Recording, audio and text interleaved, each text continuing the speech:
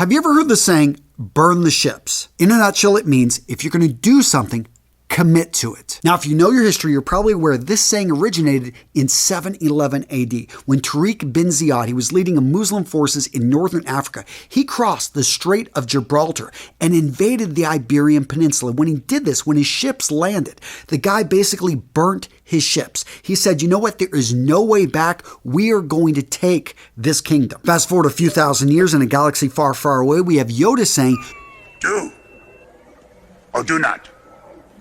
There is no try. Gents, the first piece of advice I give anyone starting over and trying something new is to give it your all.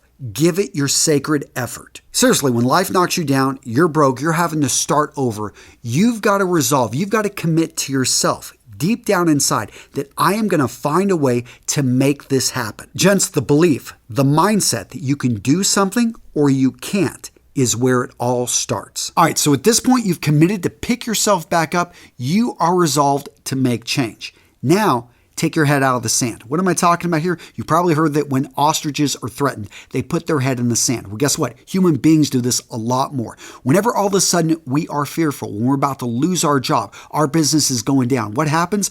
Our minds narrow. We fall into this fight or flight mode and we just say, okay, I'm already working 50 to 60 hours. Guess what? I'm going to find a way to knock that up to 80 to 90, doing the same thing, which isn't working. Would you rather be in a room for an hour just to think? Or would you rather be distracted with your television, with your phone, with all the other things out there? The vast majority of us, me included, many times, I fall into distraction versus actually taking the time to think about where I'm going, what I'm running towards, the ladder that I've got on a wall. Do I want to be at the top of that wall? This may be a blessing in disguise that you are going to lose that job, that you have lost that job, that your business is going down in this industry, that you weren't even happy when you were making money with being here. And that's the thing, is you need to take a step back and think about, where am I going and is this the right direction? Because it's going to be your brain and coming up with a new plan. The plan isn't going to save you,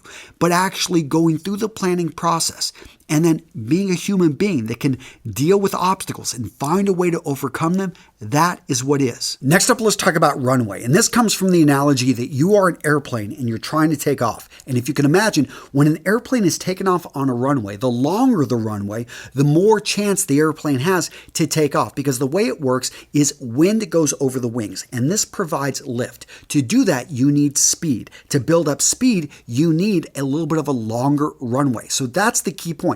How can you make sure to give yourself time to allow your business for you to be able to go out there and find that job that you're looking for? Well, first up, you got to have some money, and next up, you've got to have some time.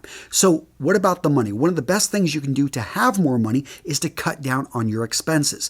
I know for me, living in a small town, keeping our expenses in check, keeping my office in my house, filming my first 300 videos in the basement of my house, not having an expensive office or a new car that I had to make payments on, that right there saved us a lot. Next up, I sold a lot of things. I sold my motorcycle, sold all of my camera equipment, not my video filming equipment, but all the stuff I didn't need, and that helped to fund me being able to make things happen. Now, the second part of the equation is time, and this is often ignored, but incredibly important, because it's not just time, but it's energy. It's your ability to focus in on what you need to do. I mean, just basic math here. If you're focused 4 hours a day on making your dreams a reality versus 8 hours a day, the guy that's focused 8 hours a day is going to achieve it twice as fast. And that can mean a big difference because his runway is going to run out pretty much the same. Now, here's the thing. So many of you guys are distracted because you're working in an environment which, yes, your wife, means well, but she's disturbing you once an hour. Your kids are all over the place. You got to find a way. I know I did. Whenever I just simply found a park bench, I went to a truck stop and sat there by myself drinking stale coffee late at night. I wake up early in the morning because guess what? No one's up at 3 o'clock, 4 o'clock in the morning, and then I would just take an afternoon nap. You've got to find a way to have that time of undisturbed focus, because once you get into the zone, this is when you make magic happen. And if you get disturbed, it takes you 15 minutes to get back into that zone.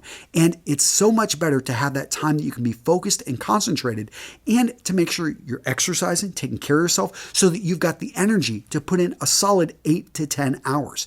And you can have this done by 2 o'clock, 3 o'clock in the afternoon if you wake up early. And guess what? Then you can spend time with the people you care about, go off and entertain yourself, but you've got to make sure that you give the time so that you can make sure you've got the runway. Next up, gents, you want to be really careful about the information that you're allowing in that's going to influence your decisions. Because if you're getting misinformation from someone that has no experience, doesn't know what they're talking about, you can bet that you're going to make a lot of wrong, expensive decisions, which are going to slow down the process and possibly have you just run out of runway a lot quicker than what you thought. Gentlemen, it is worth, I think, spending a little bit of money to find the right mentor, to be able to find the right coach, to be able to find the right community or the right information source that can help you achieve what you want to achieve. Now, really quick, gents, I want to share with you a community I found a few weeks back that I absolutely love, called Trends. Now, if you're familiar with the newsletter The Hustle, this is their community that they created for entrepreneurs, founders, investors, and ambitious people who want to get together, learn, workshop, and collaborate so that they can be more successful. Now, gents, Trends is the sponsor of today's video, but straight up, I bought access to this community at full price because I know it's worth it. I got in there. I loved what I saw. Let me just show you why this thing is worth the money. So first up, and probably my favorite part about Trends is the community. They've got this Facebook group that's very well curated. There's about 7,000 members. And what I love about this, there's nothing spammy in this. There are a lot of successful entrepreneurs. I know this because I've got a pretty extensive network, and I see that probably 10 of my friends are already members. Guys like Andrew Warner, he runs Mixergy, another amazing site. But I mean, the fact that he's in there answering questions, engaging with people. I saw James Altucher in here. I mean, amazing, thinker and writer. This is the quality of the people in this group, and it's curated. Like I said, they're going through, there's no spam. They're interacting. If you ask a question and it's a good question, you're getting a lot of responses, real responses from people that are running businesses making $500,000, $5 million, $50 million a year. They've got some very successful people in this who simply want to interact and engage. Because you think about it, conferences aren't happening right now. This is where things are happening. If you want a workshop, meaning you want to talk to somebody about starting your business and you want to get real feedback, not from your mom, not from someone that's going to tell you nice things, this group will immediately pay for itself because the coaching people are getting here. This is worth a lot of money, and to me is what makes this community amazing. Next up, I love the fact that their articles and their information is unique and well researched. So they got this whole section on databases. And many of you guys know I just started a new company, Vitaman, earlier this year. It's on a Shopify platform. Well, they had this whole database of the top 1,000, and it linked me over to the Google Doc that actually had all 1,000 top Shopify stores that they put together this database. If I would have had somebody on my team do this, they wouldn't have done it to the same level, and it would have taken them a month. They actually went through Kickstarter and identified, okay, this is what has been successful on Kickstarter. They looked at all the data. They've got these data crunchers that are putting out this amazing information. So guess what? I went and made a copy of this database, and now I can tear it apart, do whatever I want with it. That right there, I mean, that's worth thousands and thousands of dollars. And I can tell you guys, this right here is amazing. These databases, I am going to go in and use more of these. An example of an article I just read that blew my mind. So Nancy Whiteman, apparently she is selling cannabis gummies, and she made $25 million. So they break out and they talk to her in detail about how she's doing this. I don't use drugs. I've never used any type of marijuana or cannabis, so I don't really pay attention to that industry. And that's what I love about this, is it opens my mind up to the possibilities and all these markets that I didn't even really understand or know existed. And I also love how they got these weekly lectures you can attend. They're live events in which you can ask questions, you can engage with the speaker. They're really well put together, and again, on hot topics. So if you're looking to start something, you want to find a career path in an industry that's growing, you want to check this stuff out. Gents, I'm linking the trends down in the description of today's video with the best deal you're going to find out there. Use that link and you're going to get access to all the Trends has to offer. You want to go to trends.co/RMRS. Again, that's trends.co/RMRS. And for $1, gents, you can get a 2-week trial. All right, so you've done your research. You wrote your business plan. You've got an elevator pitch. Spent a few days on this. Now it's time to sell. This is where the rubber meets the road. Don't go out there and get those business cards printed. Don't go out there and rent an office space. Do not go out there and buy a new truck because, yes, that's what you need for your new landscaping business. First up, sell the dream. Sell the service. Get some money in. A deposit would be great. That is how you're going to give yourself runway. And most importantly, you are going to validate the offer that you have because all your friends told you it was a great idea, but none of your friends will pay you for it. Guess what? You don't have a business. You have something that, your friends were just padding your ego. That is not the way that you're going to get success here. You need to go out there and yes, it is not, here's the thing. So many people think that sales is a bad word. It is not. When you offer a solution to somebody's problem, they are more than willing to hand over the money if they view it as a great deal. I mean, I do this all the time as a business owner. I have all these problems I want solved, and I would very happily put the money down if you can pretty much guarantee me that you are going to solve that problem. That's the way it works. And when you understand this, you can go in and it's not anything personal. When they say no, it's just, I don't need this or this doesn't come with my business. But here's the thing. Once you hear 10 to 20 no's and you thought that this was your target market, you're going to want to reevaluate. You're going to want to maybe change the name of the business. Make sure very good you didn't get those business cards printed because that was, targeting the particular client who you realize is not your client.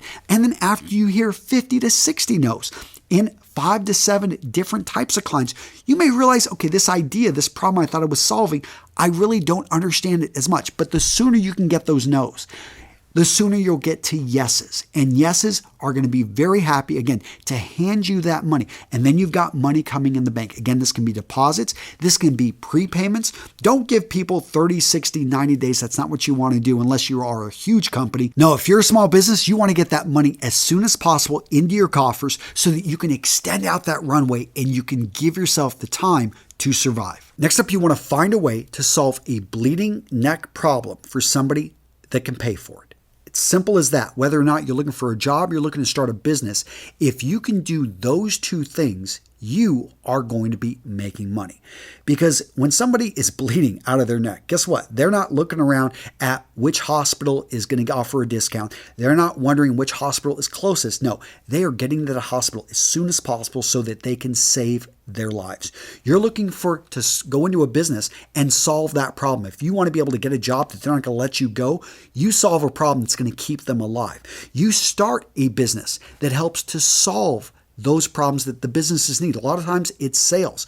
Other times it's being able to deal with lawsuits. I don't know what your background is. And yes, you need to be obviously a lawyer to deal with lawsuits, or do you? Are there ways that you can actually connect lawyers with companies and actually make an introduction service and be able to take the hassle out of it? I don't know, but there is so much opportunity out there. My wife deals with migraine headaches, and that is one thing. If I forget to take or she doesn't take her vitamins in the morning, we're not gonna, it's not that bad. But if she doesn't get her migraine medicine, whenever she's starting to get that migraine, we've turned around and come back to the house 15, 20 miles away just to get that medicine because it's that important so that she'll be able to actually make it through the day without that pounding headache.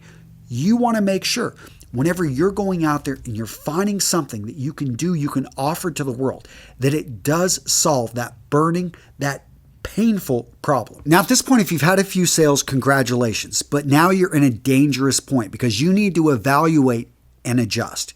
Let's say you've had 10 sales. Well, let's look at the ones that are actually with the customer that you want to serve. They're actually profitable because many times people sell services and they lose money. Well, you want to get rid of those. You're not going to make that up with volume. I know I ran a company into a bankruptcy because I thought I could, it just doesn't work that way. Focus in on those 2 to 3 dream clients. They paid you very quickly. In fact, they would have paid you more. They offered you more work. It was very profitable. This is where you want to evaluate and you want to adjust. You want to pivot. You want to try to aim your business to attract more people like that. And that is going to be a key turning point towards you being able to scale up and you being able to grow. Now, another thing that happens at this point is you start to get sales and you're starting to bring in a little bit of money. All of a sudden, you start dealing with overwhelm. You've got too much to do and not enough hours in the day to do it. So you go out there and hire someone so that you can be more productive. Well, that is one route, but I would say be very careful about that. Instead, look to, can I cut things off? Am I actually being productive with the time I have? And is it essential to be doing what I'm doing? That's the easiest thing to do, is to realize that we fall into this fallacy of, oh, I'm staying busy. No, are you really? Oftentimes we're doing things that are non-essential, not important, that can be cut off. Now, if there isn't anything you can cut off, then yes, it makes sense. If you have the money coming in, maybe looking to hire someone, be able to answer the phones, deal with customer service issues, be able to do some marketing. But it's always less expensive and I think a much lower risk and a better idea to look around and say, what can I cut off that is just stealing my time, and then allow you to just be more focused on what really matters. Now, gents, if you want to be more productive, you're going to want to watch this video right here where I lay out 11 things that super productive people do every single day. So to find out whether or not you're doing them, check out this video right here.